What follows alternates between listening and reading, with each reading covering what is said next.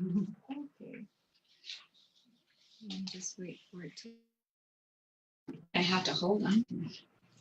I'll be in the back to support you. No, I'm talking about. Stay within. Oh, you're expecting me to do that, huh? We're gonna turn the camera around. You'll be in frame, but. Okay. I warned her. It's just really hard. Okay, so welcome to our second to last gifted support group meeting. I see a lot of familiar faces. To our online audience, I apologize, we're a little bit late, but we are moving on to the program. Just to chance whose first time is your support group meeting. Okay, so quite a bit of people. These meetings were really developed for parents and educators. We wanted to offer a forum where you can share your concerns, your challenges, but also the wonderful things about raising or working with a gifted child. We also wanted to invite experts within the field who can sort of share their knowledge with parents and educators and provide really helpful strategies in how you can work with your gifted child. So without further ado, I do want to introduce Cindy Z. Hansen. She is an educational therapist and also a gifted education consultant. So thank you. Take it away. And yes, for anybody who's watching, thank you for coming. Thank you for your patience.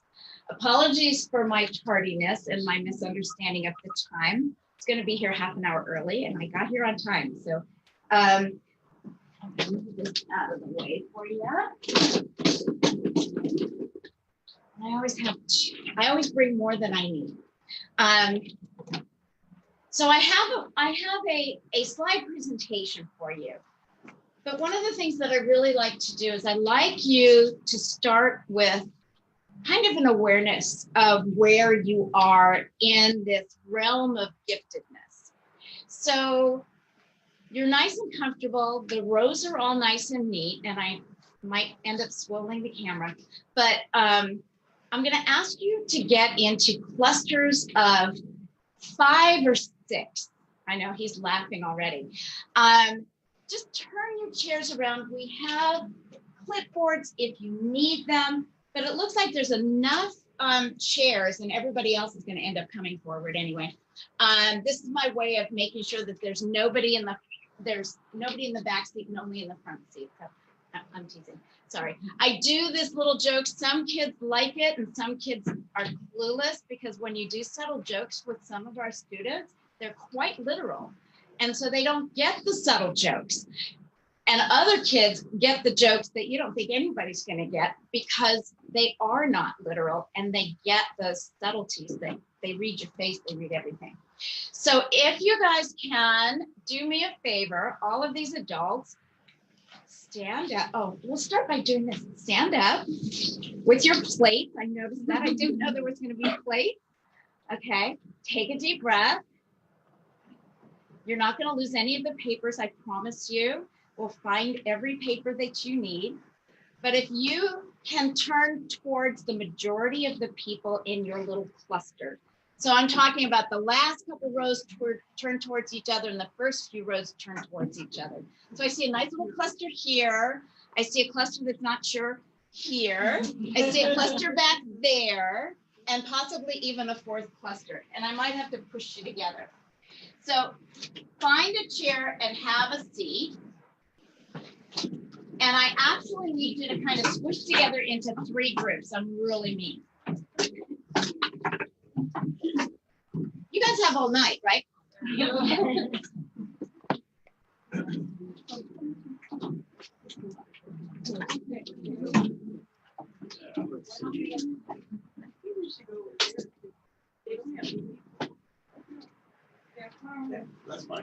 know, if it's easier, let's sit in one giant circle. And I've never done it this way before, but if I can do it in a room of 75 people and I had 75 people with 3 decks of cards, I can do it with 25 people on 1 deck of cards. Okay.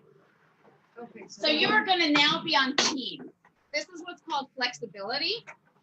And flexibility is incredibly important for these kids.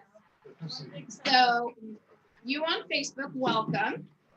As you are listening to some wiggles in the background. I'm having all of our participants. I'm going to be handing them out some of these cards, and I will be showing my Facebook friends a little bit about what that's like. So grab 3 friends. Grab 3 friends. It's going to work anyway, I promise. Grab 3 friends. Okay. If you're 4, that's okay. You're going to be in teams. And there's no competition. There's no competition. So if you're in a pair, because that's how you came, that's fine. What I want you to do is normally I would be the person. Oh, this is going to be so much fun. You're going to get the whole rules, but it's going to be so much fun. So in the group, grab 5 cards because this game is called The Hand You Were Dealt. So think about that. Is there ever a time with your children that you go, oh my gosh, who dealt me this hand? Okay, at least I got 1 person that said yes. No, 5 per group. And we're going to pass it around. We're going to pass it around. We're going to make one giant, what is she doing group. You can do 3. You can do 3, group of 3. If you guys came as a couple, do it together. Whatever works. And if I need to get another deck of cards out, I will. 3. I'm just looking at the space. My cards are mixed up enough as it is, so if I'm going to get out another pair, that's fine. We didn't shuffle. That's okay. You may count as 1, or you can count as 2 couples. So it's up to you. We got plenty of cards. If we run out, I've got some. And Nina's going, what the hell? Okay, just flow. All right.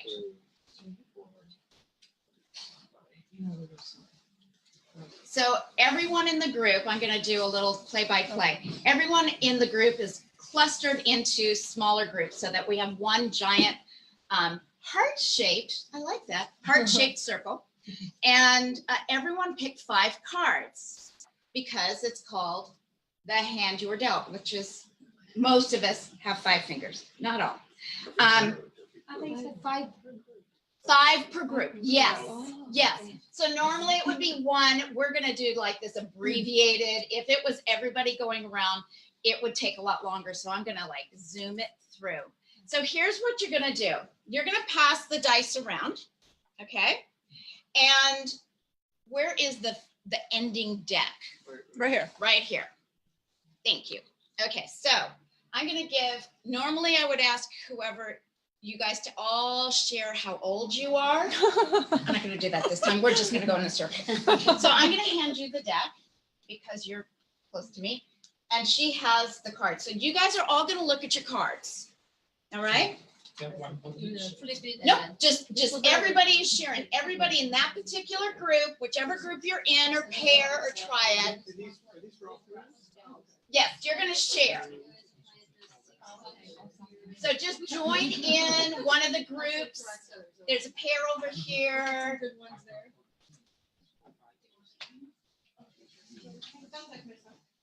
All right. So now I'm going to give you, the person with the deck, you get to roll the dice. You're going to roll the dice. And then announce the number to everybody. Announce the number to everybody. 5. Okay, so she's got 5. She has an odd number. Okay, so I'm going to roll the dice. This is going to be easier this way. Okay, I'll roll the dice. You got 5. That's an odd number. That means that one of these cards is going to go back to me and the deck. I'm going to take back the deck. I'm going to actually be really rude to everybody. I apologize, but I'm going to go this way. If you want to turn, I don't know what the legality is. They just see your slides. Okay, fine. Yeah. So I'm going to squish into the middle here. This is where I'm more comfortable anyway, in the middle of chaos. So now you're going to take one of those cards. You're going to hand me back one of them. but then you're gonna steal somebody else's card. So So you guys get to kind of say what your cards are. And to make it a little bit easier to move around, you're gonna announce the cards that you have. Now, he automatically handed me the card that says constantly corrects others. All right? she doesn't want it. And she doesn't want it. So this is usually a little bit more private, but this is a different experience. I always love how I never know how it's gonna turn out. So what is left in your hand? Can you I read have them? 4 more. 6 Cognitive. quantitative peers, high focus in areas of It's- high interest, enjoy solving complex problems, participate in class discussions with insight. You guys all able to hear that? Pretty much? Okay, so now you're gonna steal from somebody else. You guys get to choose. Do we look what's? So you have 5, so you're gonna read off your 5. Our fives? Yep, because he's gonna steal somebody's. Loves telling stories, artist highly visual, advanced math skills, never completes work, inconsistent class and test performance. Read on. The biggest voice. Tests don't seem to assess true understanding of material, dramatic sense of play, advanced math skills, amazing ideas and problem solving, and prefers older fragments. Any interest yet? Keep on going. Who's the next group? Has difficulty staying You already seated. decided. Oh, they already decided. They don't even want to see what you guys are. But we're gonna hear them anyway, just so everybody else can kind of listen and go, oh, yes. Oh, you guys did have some. Sorry. Apologies, you're hiding. Has difficulty keeping hands still, constantly thinking of other things, seems easily distracted, doesn't seem to understand what they read, strong-willed, athletic superstar. Interesting combination, right? Next. Musician has difficulty staying seated, struggles to sequence ideas, difficulty following verbal directions, and sophisticated sense of humor. Okay, and the last group here. Impulsive and I impatient. just have to say, if there's any voice over here, they each took their own cards. I don't know if there's any significance in that or not, but go ahead. Impulsive and impatient with others. Does not reach social cues, high mathematics conceptualization, has trouble waiting turns, and musician. Okay, now, do you want to revise? What would you guys like to take? Actually, I changed in my mind. What would you like? Sophisticated sense of humor. Well, let's take that. Sophisticated sense of humor. All All right, so that's what you guys get. And this is what you get in return. So at the end of each round, everyone should have 5. And since I'm controlling it, then I'm in power all of a sudden. I'm not used to that. So now it's up to you guys, okay? You got a 5 as well, so you're gonna give me one of those. You're gonna forfeit. Happens to me. Not really. Oh, yeah, sure. All right.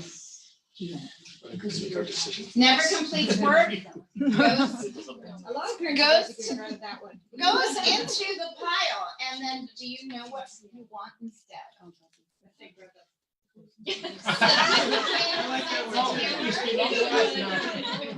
They want this one. They want this. Now, since it's not a direct steal, it can happen, so go for it, and then you guys are gonna get keen observer. Right? We got a flow going finally, as you guys are catching on, okay, and we've got, this is trick dice. It's a 5 again. It's a trick deck. So, you guys get to steal, but you also have to give one up. Which one are you gonna give up?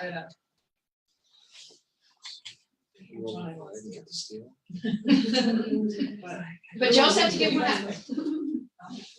With the dice. So remind us, you guys, they're having a real hard time deciding. Don't overthink it. So which one is it? Dramatic sense of play. It's okay to overthink it, because that's part of the process, isn't it? You don't know. Nobody's asked me that question yet. Okay. You don't know why you're playing, so that's fine, never mind. So which is the one that you wanted to steal? The music. But I do want to hear which ones you had. So can you reread the ones that you have? Yeah, tests don't seem to assess true understanding of material, advanced math skills, amazing ideas and problem solving, and prefers older friends. And a dramatic sense of play. And they got rid of that one. Okay. And you want The musician or the music? musician. Is there only one? In this deck, yes. So far. So let's see. They are now unable to read others' expressions. Okay. Okay. Next group is here, right? Okay, let's see if I can get something other than a 5. Oh, it's still an odd number, so it's a 1, so the same thing. So here's the thing. If you get an even, that means that you just take from the deck. You discard and you take a fresh one from the deck. Odds, you steal. And if you get a 6, then you have to negotiate a trade. Usually you don't find that out till later, but I'm doing this in one round. Okay. You are getting rid of doesn't seem to understand what they read, and you are taking. Do you remember what the idea was? Yeah. You really think about what I wanted. Which is fine. You can wander, the 3 of you guys can wander. You have to show. You can't hoard. Okay. Well, you know what? I know what I want. Okay. You guys agree with it. My son has a great sense of humor, and it's one of the things I actually enjoy Okay. about him. Because he does sometimes get jokes, and I think, oh, it's going to go over his head. So it's Who fun. had that one? Now, this is not you didn't have that one before, right? No. You didn't get stolen. Okay, because there's no tag backs. Okay. And then you get artistic, wonderful sense of color and design. Okay, that is fine. So let's see if we can get an odd number or something else here. 4, I called it. So that means that you are gonna give me one and I'm gonna give you one. Nice and easy. You choose. No stealing. They're also special. Excuse me, has difficulty staying seated. And you now have anxious about reading out loud. Which goes along with everybody's laughing, goes along with what were the others? Difficulty following verbal directions, struggles to sequence ideas, unable to read others' expressions, anxious about reading out loud, And what was the- highly emotional. And highly emotional. Okay. All together. Okay, do you recognize this child? Yes. This is Virgin Atlantic. Bronson? That person. Think about it. Think about it. Okay, just saying. Okay. Last but not least, because I'm gonna then take it to a different level. I'm Okay. taking this. You're already giving this to me. Yeah. I haven't. No, you might get a 6, and then you have to negotiate a trade. So, we'll just see if I can do that. No, it's a 3. Okay. So, yeah, you gave me back, does not read social clues. They got rid of that very quickly, and then you get to take from somebody else. Okay, what do you guys? Whatever sticks out. Yeah, your choice. Yeah, I like the athletic one, but not the superstar.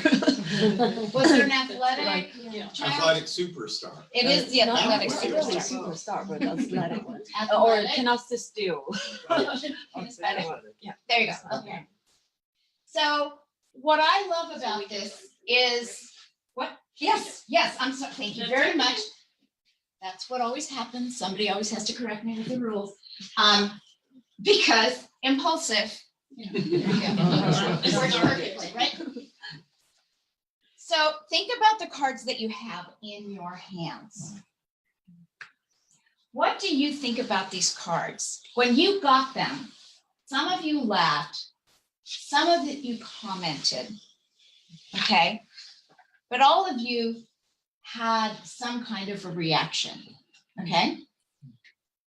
What was that reaction? What do you think is the point of this game?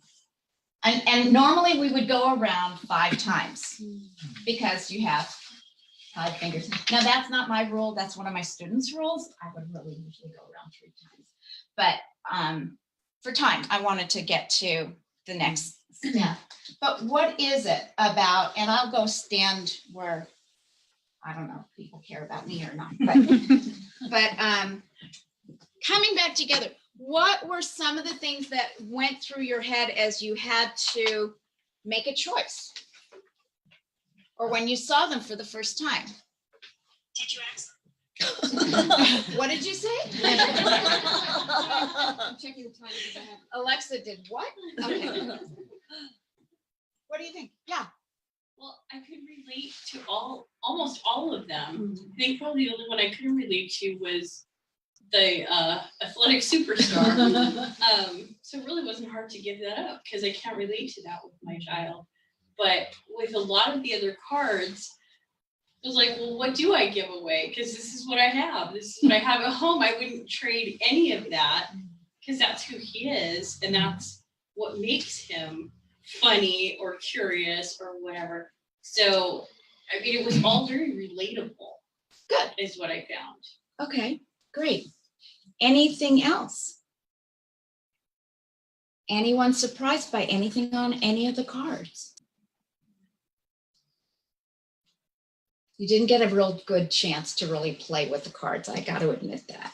I'm going to read a couple extras. So in case folks on Facebook are still with us, has difficulty with handwriting, lining up numbers in calculations, hard to read, refuses to complete homework, self-motivated, self-sufficient. Anybody in here have a kid like that?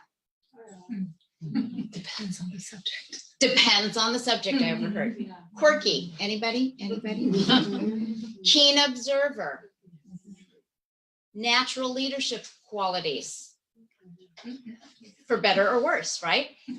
So of the ones that you have in your hands, which ones would you think are positive traits? Were any of you thinking, oh, this is a trait that I wish my kid had, or this is something, come on, be honest. What were some of the ones that you wish your kid had or didn't have? You guys are so shy. Inconsistent class and test performance, probably not positive. You think that's not positive, so and inconsistent. So a child that has an inconsistent test performance, could that child be dyslexic and fascinated by history? Yeah. So they're learning a lot, but if you give them a certain type of test, they can't do it in the time allotted. Okay? Or is it they're really bored with that teacher, don't like the smell of the classroom? It can be something minor that turns them off of a certain classroom, right? So, and in the positive side, maybe they already know it. And so they're sitting back not doing the test because it's, you know, the teacher should know I know it already. So what's the point? There's a lot of different reasons for that. Anybody else? So we had some that most people would identify as saying, oh yeah, great, participates in class discussion with insight. And always interrupts the teacher. Enjoys solving complex problems. And tells everybody that they can. And then here's one that is a double-edged sword, which is the hyper-focused in areas of high interest. And we all see the double sword, right? Yeah. And then keen observer seeks cognitive peers. So keen observer and tells you about it, whether you want to hear about it or not. Seeks cognitive peers, whether they want to deal with a 6-year-old who is talking calculus to a middle schooler, not a high schooler. High schooler could probably handle it, right? But a middle schooler couldn't deal with a 6-year-old talking with them about calculus. It would be intimidating, right? So you can see how and you can see my joy in taking whatever you think is, oh my gosh, I can't believe the hand I was dealt, and turning it around and flipping it. Because as you were mentioning, this is the child, and the child has a lot of different facets. You happen to have a lot of teachers would say, oh my gosh, we got to put this kid in resource. And yet they never see the gifts on the other side, right? So are there any questions that you have? So I do this game with teachers, with students, and with parents, and with combinations of them. Why do you think I do this? What is this game about? Why did I come up with it? Or why do you think I forced you to move all of your chairs around awkwardly, working with people you don't know? What do you think?